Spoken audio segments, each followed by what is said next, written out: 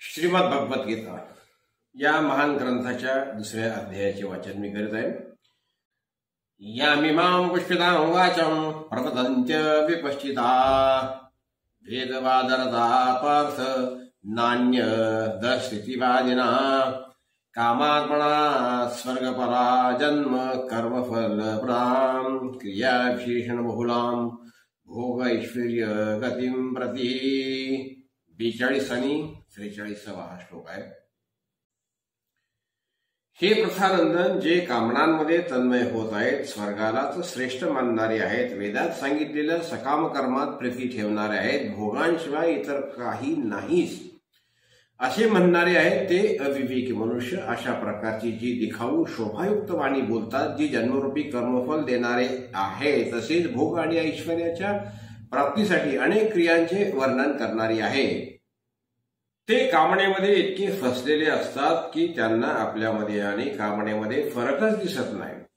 कामनेशिवाय ते जिवंतच राहू शकत नाही। पण सत्य परिस्थिती अशी आहे की कामना येत जात राहते आणि कमी जास्त होत राहते, परंतु कामनेत फसलेल्या लोकांना हे समजत नाही।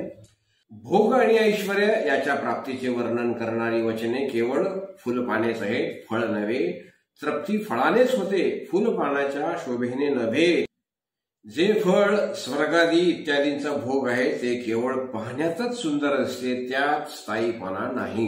त्यापुढील श्लोक घेऊया। भोग ऐश्वर्य प्रसक्तानां तया परतचेतसां व्यवसायात्मिका बुद्धी समाधो न विदीयते 44 हा श्लोक आहे। त्या पुष्पित वाणीने ज्यांचे अंतःकरण आकर्षित केले गेले आहे, अर्थात भोगांकडे ओढले गेले आहे, आणि जे भोग आणि ऐश्वर्यात अत्यंत आसक्त आहेत, त्या मनुष्यांची परमात्म्या एक निश्चय असणारी बुद्धी होत नसते। पशुपक्षी तर भोगयोनी आहेत, म्हणूनच त्यांच्या समोर कर्तव्याचा प्रश्नच उभा ठाकत नाही। मनुष्य जन्म तर केवळ आपल्या कर्तव्याचे पालन करून आपला उद्धार करण्यासाठीच मिळाला आहे, म्हणून मनुष्यासमोर जी काही अनुकूल प्रतिकूल परिस्थिती उभी असते ती सर्व साधन सामग्री आहे, भोग सामग्री नाही। आपल्या कल्याणात जर कोणती बाधा असेल तर ती भोग आणि ऐश्वर्य यांची इच्छा। जसे जाळ्यात अडकलेला मासा कुठे जाऊ शकत नाही, तसेच भोग आणि संग्रहात असलेल्या मनुष्याची दृष्टी परमात्म्याकडे अग्रेसर होऊच शकत नाही। जो संसाराला खरे मानतो त्याच्यासाठी कर्मयोग शीघ्र सिद्धी देणार आहे।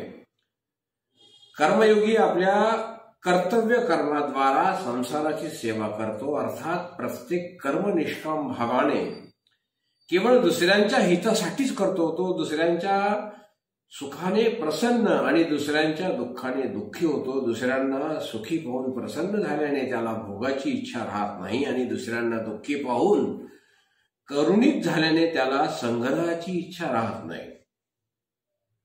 अशा प्रकारे श्रीमद भगवद्गीता या महान ग्रंथाच्या दुसऱ्या अध्यायातील 42, 43 आणि 44 या श्लोकांचे या ठिकाणी मी वाचन केले आहे। यानंतरचे पुढील श्लोक यानंतरच्या व्हिडिओमध्ये घेऊया। तोपर्यंत नमस्कार, धन्यवाद।